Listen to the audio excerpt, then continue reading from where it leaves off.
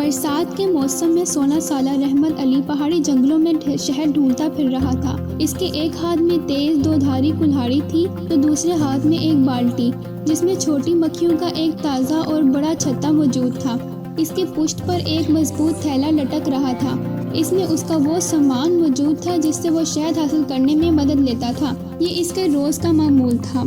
اس وقت اس نے ایک دھماکہ سنا۔ پہاڑ کی دوسری جانب ایک غیر آباد سڑک گزرتی تھی۔ ضرور اس سڑک پر کوئی حادثہ ہوا تھا۔ دھماکے کی آواز کافی فاصلہ ہونے کے باوجود صاف سنائی دی تھی۔ رحمت بھاگ کر پہاڑ کے کنارے پر پہنچا۔ دیکھا تو سامنے ایک جیپ الٹی پڑی تھی۔ رحمت ڈھلوان پر بھاگ اترنے لگا۔ یہ ایک بغیر چھت کی فوجی جیپ تھی جو گیلی سڑک پر سے پھسل کر الٹ گئی تھی۔ اس کے نیچے پھنسا ہوا شخص زخمی اور تقریباً بے ہوش تھا۔ رحمت نے اسے جیپ کے نیچے سے نکالنے کے لیے ایک بہت مضبوط اور موٹا درخت کا تنا ڈھونڈا۔ پھر اس نے وہ تنا ایک پتھر پر رکھ کے جیپ کے نیچے پھنسایا۔ یوں لیور بنا کر جب اس نے جیپ کا ایک کونا اوپر اٹھایا تو زخمی کی سرک کر باہر نکلا۔ اس کے ساتھ ہی تیز بارش شروع ہو گئی۔ موٹے قطرے ان کے سروں پر تانبے کے ستون کی طرح برسنے لگے۔ رحمت اسے سہارا دے کر سامنے غار میں لے گیا۔ تمہارا نام کیا ہے؟ زخمی کراتے ہوئے بولا۔ رحمت علی۔ اور آپ کا نام کیا ہے؟ رحمت نے زخمی سے پوچھا۔ میجر روہت، اس نے جواب دیا۔ رحمت نے اب اس پر غور کیا۔ وہ ایک 45 سالہ طاقتور اور قومی شخص تھا۔ اس کا چہرہ کرخ تھا۔ رحمت نے اس کے سامنے شہد کی بالٹی رکھی۔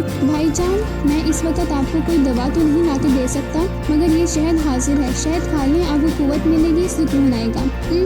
روہت نفی میں سر ہلا کر بولا۔ روہت کے جسم پر جگہ جگہ خراشیں لگی تھیں، لیکن زخموں سے خون بھی بہہ رہا تھا۔ رحمت اس کی حالت غور سے دیکھ رہا تھا۔ اس کے ذہن میں سینکڑوں سوال تھے، مگر وہ زخمی کا حال دیکھ کر خاموش رہا۔ کیا کرتے ہو تم رحمت؟ زخمی نے سوال کیا۔ جی میں میٹرک کا طالب علم ہوں، رحمت نے جواب میں بتایا۔ خوب، اس نے کہا۔ بارش اور تیز ہو چکی تھی۔ پھر وہ بولا، تم چہرے میرے سے صاف پہچانے جا رہے ہو کہ تم کس ملک کے باسی ہو۔ کیا تم جانتے ہو کہ اس پہاڑ کا آدھا حصہ دشمن ملک کی حدود میں آتا ہے اور اب تم دوسرے ملک میں غیر قانونی طور پر داخل ہو چکے ہو؟ روہت نے زیادہ زور غیر قانون پر دیا تھا۔ غار کے باہر بارش کے شور میں اس طور واضح تھا جو شور مچاتا نیچے ڈھلوان کی طرف بہتا جا رہا تھا۔ رحمت نے اس کی بات سن کر ذرا توقف کیا اور بولا، یہ بات میں جانتا ہوں کہ پہاڑ کا نصف حصہ دوسرے ملک میں شامل ہے، مگر دھماکہ سن کر میں نے یہ حادثہ بھاگ کر دیکھا تو مجھ سے رہا نہ گیا۔ ایک انسان کی مدد کرنا تو ہر انسان پر۔ روہت نے زہر خند مسکراہٹ کے ساتھ بولا، مگر میں صرف ایک انسان نہیں، اس سرحدی علاقے کی اس فوج کا کمانڈر بھی ہوں جو اکثر تیرے ملک پر اس سرحد سے گولی پھینکتی ہے۔ رحمت یہ سن کر فوراً، دونوں ممالک اکثر سرحدوں پر ایک دوسرے سے الجھتے رہتے ہیں، مگر مارے تو عوام ہی جاتے ہیں۔ انسان تو صرف انسان پیدا ہوتے ہیں، بعد میں رنگوں، نسلوں اور ملکوں میں بڑھ جاتے ہیں، اور اس طرح انسانیت آپس کی دشمنی کی بھینس چڑھ جاتی ہے۔ رحمت روانی میں بولتا چلا گیا۔ روہت اس کی بات سن کر غور و فکر میں ڈوبا گیا۔ کمانڈر صاحب، بارش نہ جانے کب تک رہے گی؟ میں شہد آپ کے زخموں خراشوں پر لگا دیتا ہوں، یہ بڑا مجرب نسخہ ہے زخموں خراشوں کے لیے۔ روہت کے زخموں اور خراشوں میں اب جلن ہو رہی تھی، لہٰذا وہ خاموش رہا۔ رحمت نے بالٹی میں موجود تازہ شاخ کا ایک پتا توڑا اور زخموں خراشوں پر شہد لگانے لگا۔ روہت کو سکون آنے لگا اور اس نے اپنا بدن ڈھیلا چھوڑ دیا۔ رحمت ابتدائی طبی امداد دے کر خاموش غار کے کونے میں بیٹھ گیا۔ اس کا چہرہ سپاٹ تھا۔ دونوں طرف ایک گہرا سکوت چھا گیا۔ رحمت ان تباہیوں کو یاد کر رہا تھا جو اس نے اپنی آنکھوں سے اپنے گاؤں میں دیکھی تھی، سنی تھی۔ آدھی رات کو گولے جب گھر اڑا دیتے تھے تو بعد میں وہاں کیا رہتا تھا؟ دھول، مٹی، ملبہ اور آہیں، سسکیاں۔ کئی خوفناک کہانیاں اس نے اپنے آباء و اجداد سے بھی سنی تھی، اور اب وہ خود بھی کبھی کبھار دیکھتا رہتا تھا۔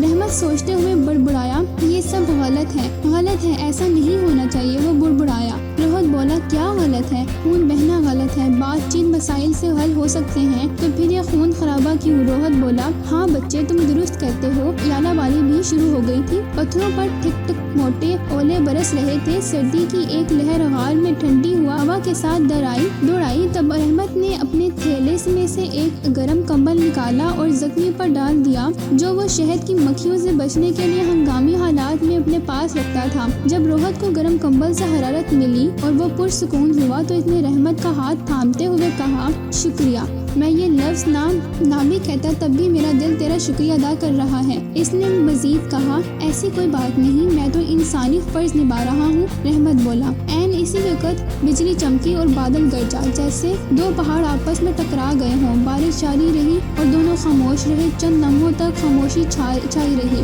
फिर तवील खामोशी के बाद रहमत ने फिर रोहत को शहद पेश किया। वो भूखा था और जख्मी भी। अब इसने इनकार न कर खाने लगा। रहमत भी इसके कहने पर इसका साथ देने लगा। शाम हुई तो शदीद बारिश थम गई। वो दोनों गार से निकले तो रोहत लंगड़ा रहा था और ठंडी हवा के थपेड़े उन पर योरश कर रहे थे। रोहत ने कंबल उसे वापस लौटाना चाहा तो रहमत ने कंबल इसे अच्छी तरह उड़ा दिया। रोहत बोला, रहमत, तुमने मुझ पर एहसान किया है, मेरी मरहम पट्टी की, मुझे मीठा मीठा शहद खिलाया और इस सर्दी में ठंडा मीठा कंबल उड़ा दिया। ये कंबल गर्म है मगर इसका सुकून ठंडा मीठा है। लो मैं चलता हूँ, तुम अपने मुल्क वापस जाओ, पहाड़ पर चढ़ जाओ। जाओ मेरा बच्चा। रोहत लंगड़ाता हुआ चल दिया। रहमत वहाँ ही खड़ा था। भाई जान खुदा हाफिज, वो पुकारा, जरा ख्याल रखना, दोनों मुल्कों में बच्चे होते हैं। हाँ मैं याद रखूंगा मेरे बच्चे। फिर वो रहमत को गले से लगाकर रुखसत हो गया। इसके जाने के बाद वहाँ काफी दिन अमन रहा। अगर हम सब कोशिश करें तो आइंदा हमेशा के लिए अमन कायम हो जाएगा।